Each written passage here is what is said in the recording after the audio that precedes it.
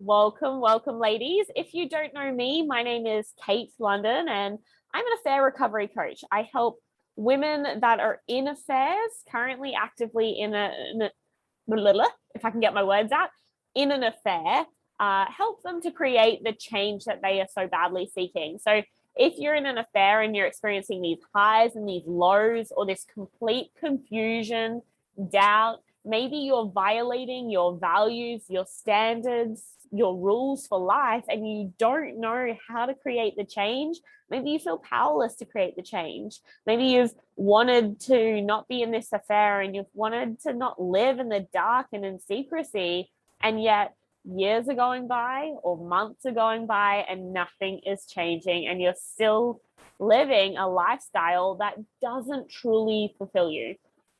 If that is you and if that is speaking to you, then essentially all the videos on this channel is to support you. It is very windy. I decided to go outside today because I was like, it is such a beautiful day. The sun is out, but it's probably not best for videos.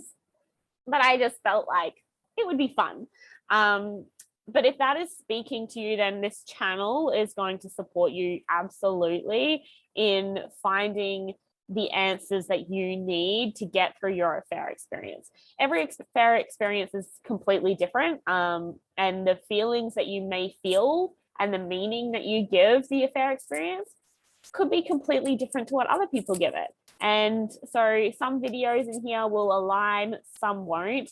Today, I really want to talk about the power of the thoughts that you have and the meaning that you create about this affair experience and about the actions that you're wanting or not wanting to take. All the beliefs that you have around this experience will be shaping you moving forward. So if you're feeling powerless, it's often because you have beliefs that are not serving you.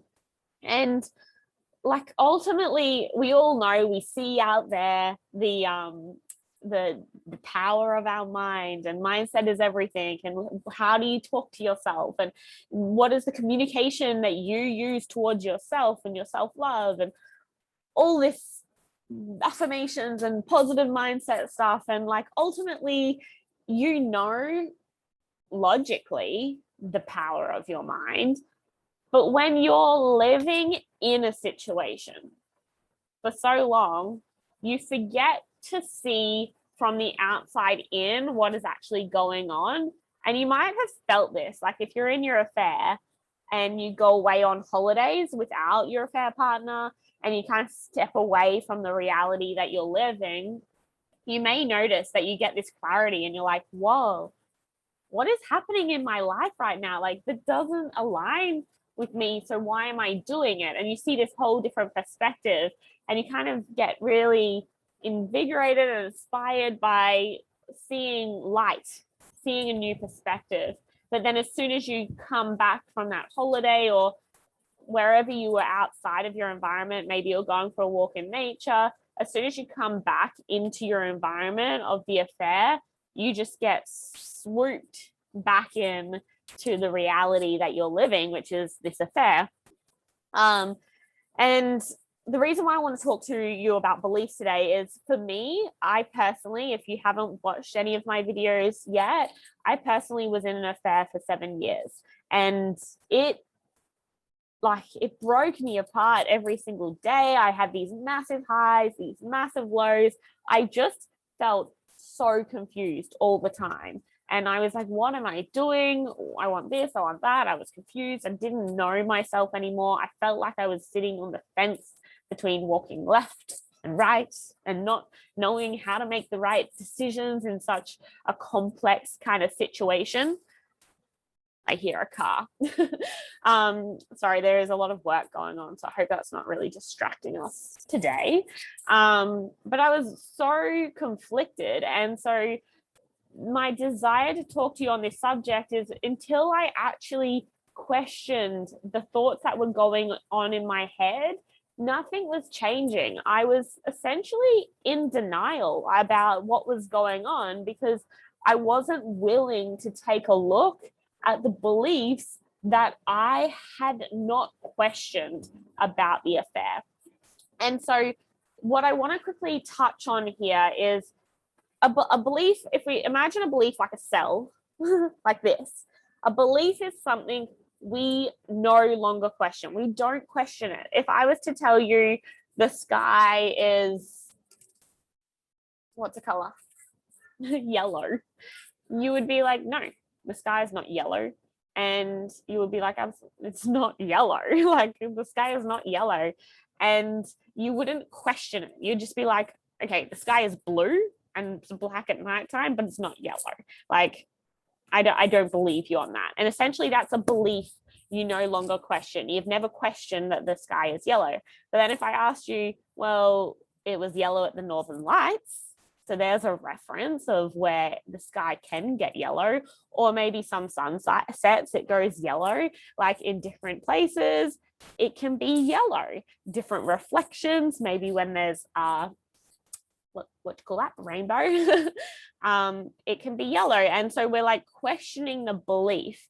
And when we start to question the belief the sky is not yellow, instead of just being like, no, it's blue or black, then we begin to open our mind to, where could the sky be yellow?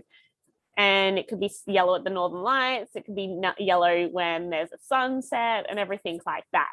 And the reason why I'm saying this is because you personally will have beliefs about your experience that will be holding you stuck in your situation. And the kind of beliefs that will be holding you stuck are things like, he's my soulmate, I'll never meet anyone like him. When you believe that, you're naturally going to jump into that story and constantly paint a picture around why he is the perfect person for you and why no one else meets that criteria. And when you do that, you're putting your focus into this belief and taking your focus away from all these other stories that could potentially be true, or even truer than the belief that you're believing about, he is your soulmate, you'll never meet anyone like him. When you believe that he is your soulmate and that you will never meet anyone like him, really tune into how you show up for yourself. Are you operating from fear? Are you constantly clinging on to this affair and losing parts of your life that are so beautiful because you're not willing to let go of the belief that he is an amazing guy? But when we believe that he is the only guy for you, then we stay stuck. Now, I want to quickly add here that when we believe a belief and we begin to question it, it can become really uncomfortable, where our ego wants to fight the belief that we have about a particular situation. So if you have the belief that he is your soulmate, say, then your ego will be like, he is.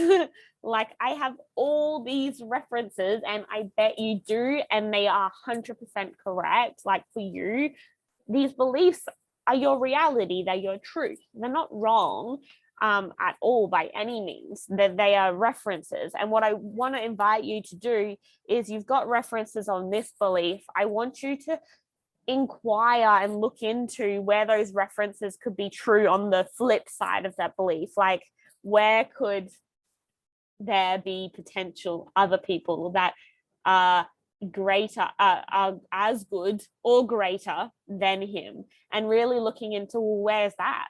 Well, I had an experience in the past with a guy that was like this, and that was beautiful, this quality, and that quality is out there as well in other people that I'm not getting here.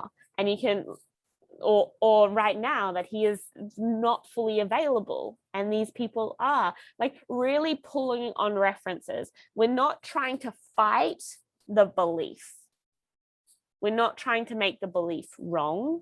We are simply questioning the story that we have told ourselves and never even had a look to see if that is something that we want to believe about this experience, and if we want to like align with that story, or could we align with a different story that serves us. Now, what I want to quickly touch on here is, I don't want you thinking that when we question a belief, you walk away and no longer begin to think that he's not your soulmate anymore. I want to use a few different belief examples because it can be triggering questioning beliefs, and you will want to hold on to them. What I want to do is say the belief is the belief and it's darkness. You don't question it. It is solid. It is strong. What we want to do is, we like the blue sky, is we want to just make a peep, a crack in the surface of, oh, well, there was northern lights. And I saw the sky gets yellow there, or the sunset can get like orangey yellow maybe, or just orange. Well, yeah, okay, I guess that's a little bit of a shade. That's not blue or black.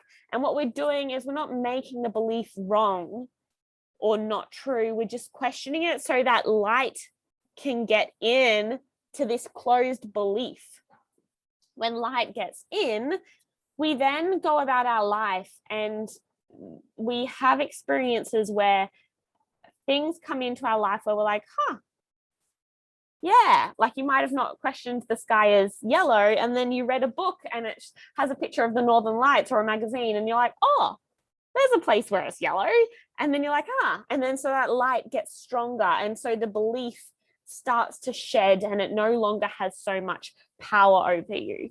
When we believe in a belief, we identify with it, and so that becomes your identity. It's something that you see yourself as, or the story as, or your affair as. And what we want to do is we want to detach from the belief as us and our experience, and kind of step away and look around it so that we don't have to align with that story. Instead, we can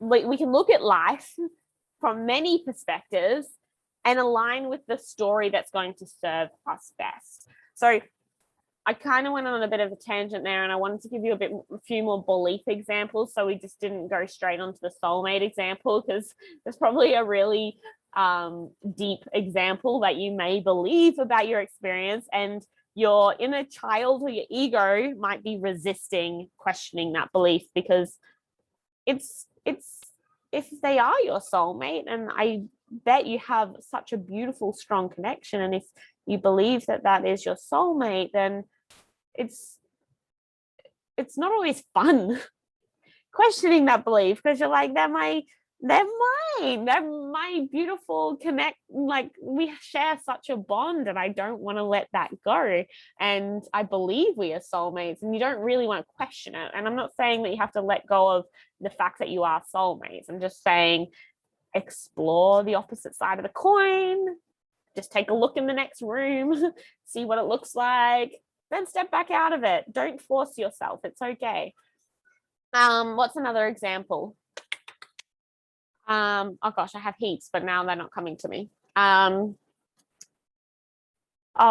one is that you'll hurt him if you leave. Like, you don't want to create pain in his life, and he's going through a lot with his family, and in a way you're creating happiness together, and you don't want to create that pain. The reality is, you two holding on could be creating more pain in the process, and you stopping him from experiencing that pain in the short term could create, like, he ultimately is going to experience it. He has to face whatever life journey is planned for him. I just want to make sure I'm recording. I always do this in every video. And so you potentially feeling like you don't want to put him in that pain is actually robbing him from the very life experience that is waiting for him. Like, the universe is waiting for him to learn, but you're blocking him from that. And so again, just a different perspective. It's not saying it's right or wrong. I'm just saying, if you're in an affair right now and you've been wanting to leave, or you've been wanting him to leave his wife for you, and it's been going on months, years, whatever it is, and nothing is changing, then the biggest thing that's going to help you create the change is by you changing the internal dialogue with yourself, seeing the situation with a different like set of goggles on or binoculars on, because that will change your approach, and that's what will change this situation. If we approach your affair the way you have, with the same beliefs and the same stories that you have had over the last few days, weeks, months, if we approach the affair with that same thinking, that old stale thinking, although it may be true, it's not creating any change in your life. So in order to create change, we need to start seeing things differently. And so from my experience, one of the things that I felt, my affair experience, he was my boss. And I felt like, well, I tried to end the affair without ending my workplace, and that never worked because it just kept happening. And I felt like if I left the workplace, that they wouldn't be able to cope as well without the help that I was giving them in the workplace. And so this belief of feeling like I needed to be there for them was stopping me from being there for myself first. And so I had to question that belief. Like, is that something I really want to believe about this situation? Or is it actually stopping me from creating the change? Or if you are, again, another example, if he is in your workplace, another one could be like, I'll never have as good a job, or I won't be able to find a job that I really enjoy, or maybe you have different benefits from being in the affair with someone that is of higher status in the workplace, and you might be getting these benefits from being in the affair, and you kind of fear ending that because of what you will lose in the workplace benefits. Sorry, I'm kind of sitting. What you might lose in the workplace benefits if you end the affair. Income benefits, whatever it is, flexibility benefits. The flexibility is a massive thing. So I invite you to get down your journal and really write down the biggest fears that you have around why you can't end the affair. And when I say end the affair, I'm also saying if that's what you want. If you feel you're in a place where you're not thriving, where you're not getting out the best of yourself from the current situation, the reality that's playing out in your life, and you feel you want to end the affair, but you feel like nothing is changing, you feel powerless to end it, you don't know what's happening, but you're not ending it very fast and you don't know why, then if you are in that position and you're unsure of whether to end it, when to end it, how to end it, all that kind of stuff, then I invite you to get out your journal and write down the beliefs, the thoughts you have around what's stopping you from ending the affair. You'll lose your job. You'll make him unhappy. Someone could find out. He could get really angry, abusive, controlling, and you could fear that. You'll lose different benefits. You'll lose your soulmate. All these different things. Maybe if you leave him, that he won't ever come back to you and he'll just go back into the relationship with his wife.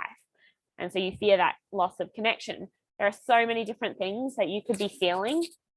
And so I invite you to jot those down and then begin to look at the opposite perspective.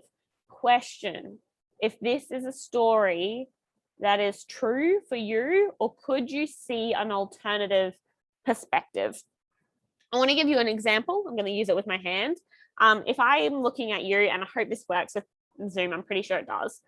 If I tell you I've got my hand up and my thumb is on my left, you're looking at me and you're like, no, it's not on your left, it's on your right. Your thumb is on your right. And I keep saying, no, it's 100% on my left. My thumb is on my left.